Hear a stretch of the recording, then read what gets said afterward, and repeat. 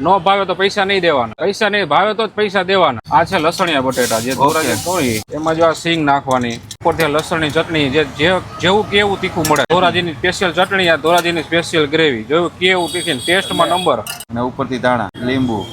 જો આ રીતના મિક્સ કરી લેવાની. આ 40 વાળી કસ્ટમર માગે એવી તીખી.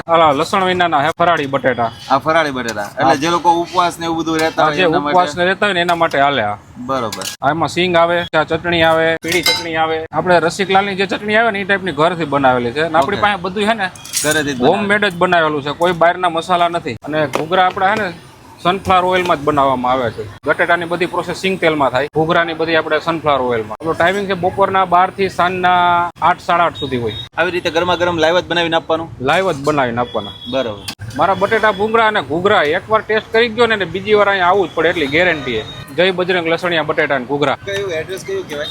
આપણે કહેવાય ગજેરા સ્કૂલની સામે વિનાયક રેસિડેન્સી, બડા ગણેશ વડાપાવની બાજુમાં, જે જીઆઈડીસી ચોકડી પડે ત્યાં કોર્નર ઉપર જ આવે.